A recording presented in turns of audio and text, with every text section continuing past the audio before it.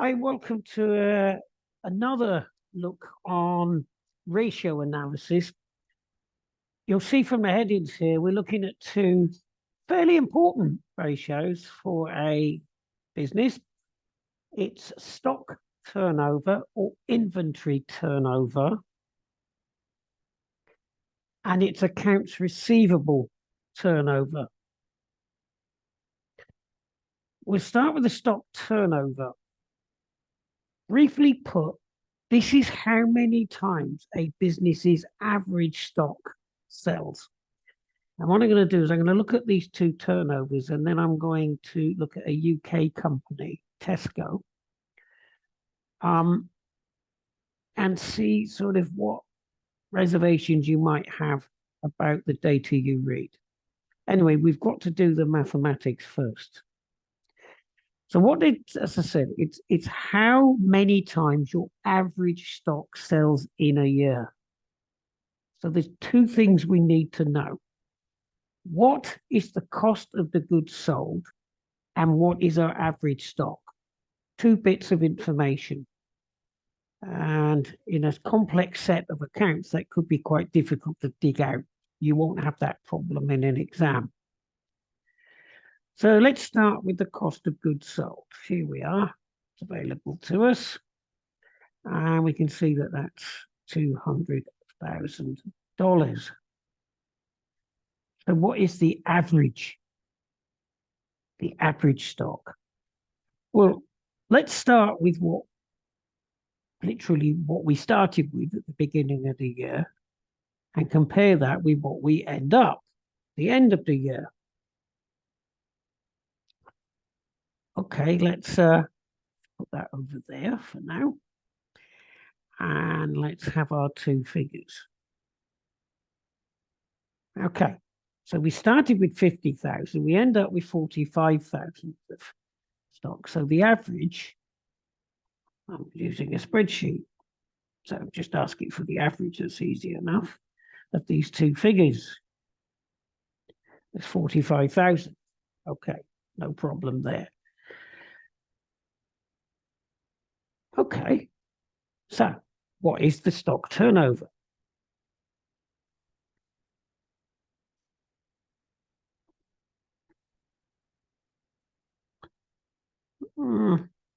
Let's call it inventory turnover. It's a nuisance getting all these different words for the same thing, but you must learn the vocabulary because you don't know how questions are going to be asked. So what we do is we take the cost of goods sold and divide it by the average stock. So what we are told is that each year we are selling 4.44 times our average stock. So there are two ways in which that figure can change. And mathematics will give us the answer. You could change this figure, the cost of goods sold. So if that figure were, for example, well, let's try it. Got a spreadsheet here. Let's double it.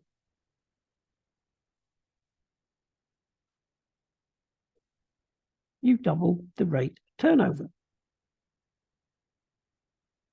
Or how about reducing your stock level? Halve it.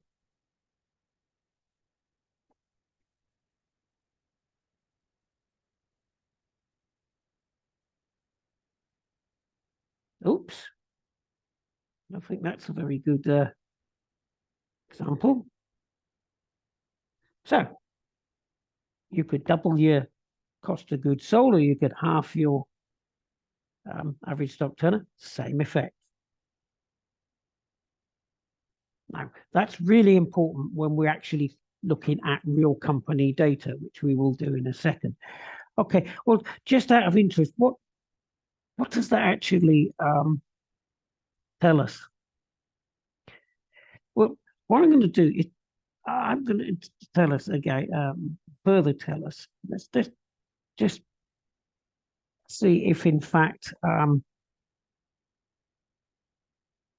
how many months would our average stock last? In theory, if we were to um, leave the stuff and not buy any more stock, how long would it last? Okay, think about that in terms of either months or weeks. Okay, hopefully you've worked that out. Let's just have a look at that. Let's take that figure, number of months, and divide it by this figure here. 12 months in a year. Let's divide it by the stock term. And our average stock would last us 2.7 months. 2.7 months. So, for example, if you're a departmental store, in theory, if you bought nothing to replace stock being sold in 2.7 months' time, you'd have nothing left. Well, let's play again. Divide it by 365. That's 82 days worth of stock. There we are. There we have it. Okay, well, let's move on to the accounts receivable turnover. It's done exactly the same way, but we'll try and understand what the numbers tell us. So please pause the video, have a go at that if you haven't already done so. So where do we start? Well, let's start with the net credit sales. Now, remember, we're trying to find out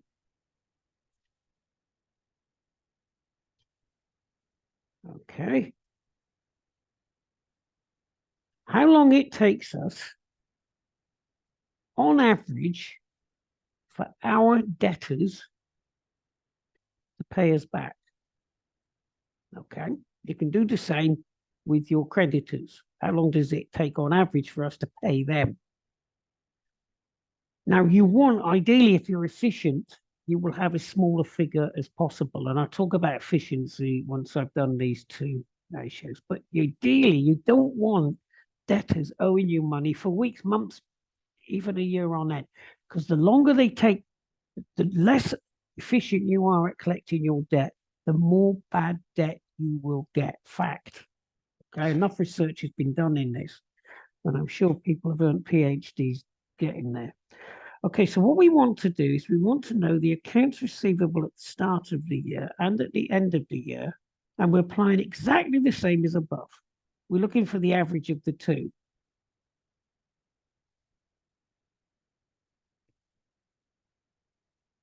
Okay, so that's the average of these two. So there we have it, 27.5. So what's the average, let's call it settlement.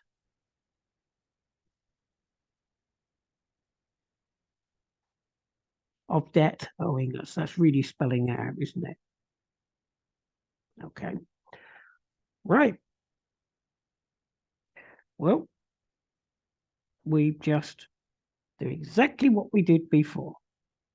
Take the net credit sales, divide by the average debt owing, and we get 10.91 per year.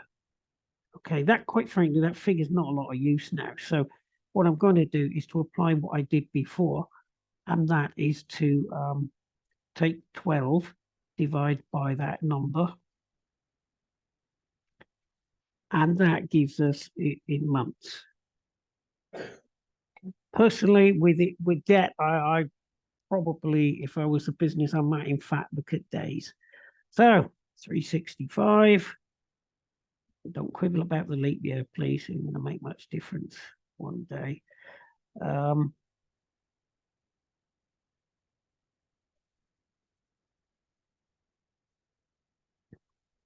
So remember what we've done. We've taken this figure and we've divided it by G16.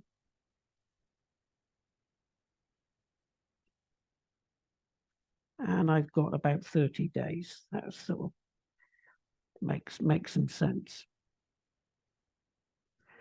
Well, is that good? Is it bad?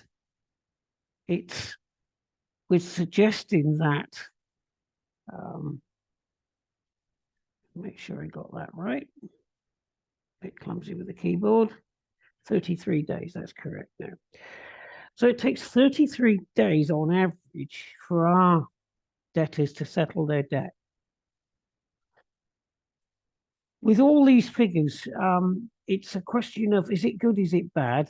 You could compare it with the industry average, of course, which we often call a benchmark. Or you can compare it with your own data. In other words, is it getting better? Is it getting worse each month? The stock turnover is undoubtedly a measure of efficiency. And it's very difficult to compare it with another industry of the same type. Now, what I'm going to do is I'm going to sort of move over.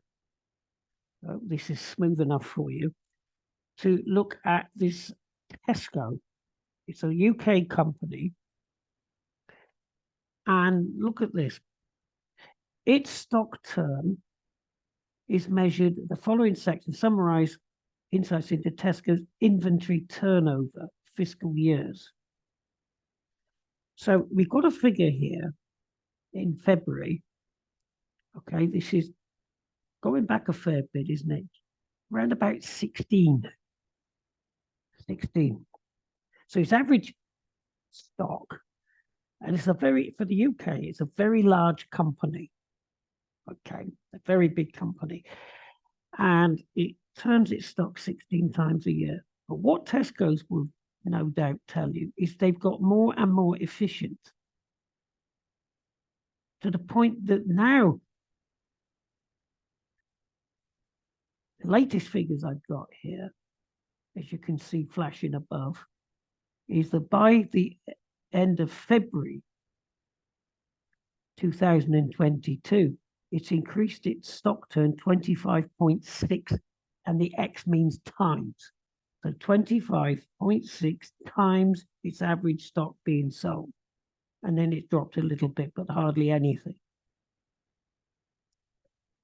So you could work that out yourself. Just do what we did before in the previous sheet. It can sell its entire stock in theory anyway, in just a quarter of a year, 3 months. But is that fair? Analogy, because if your milk and your butter and your fresh food sat on a shelf for 3 months, you wouldn't want to buy it, right? Because Tesco sells more than just fresh produce. There's stuff in tins, and then you can go all the way down to the clothing departments, cosmetics and so on, which could sit on the shelf for a year or more. So the analysis needs maybe to go a bit deeper to see if it really is efficient. Right? It's very easy to make yourself look better just by removing from your shelves slow moving stock. You're cheating the figures if you like. But anyway, there's a lot of information here. I have put the details here onto the spreadsheet, and you can ask for it anytime. All right, I'll go to test and collect it. But one of the things I've sort of like to do is I've just quickly looked at Carrefour, and you can compare it with another company, Carrefour being a French company. And you can do much the same, but here you've got a lot more information. So please, going back to that website, you've got all sorts of different types of data. But here's the point. The inventory turnover compares with Carrefour, as I said. Now, their turnover at the most latest data is just 10.3. But are they selling slower moving stock? They could be selling all sorts. And then we go down the list. There's a company, Target, and then Walmart up there. Okay. Walmart 8.8, Tesco 22. So Tesco turns at a lot faster rate than Walmart. But anybody that shopped at Walmart knows that there's a huge range of stock. Anything, gardening down one end to fresh produce down the other. So it's very, very difficult to compare these against each other because of the nature of their stock holding, but useful anyway. Okay, play around with the data. Good. Okay, catch you next time.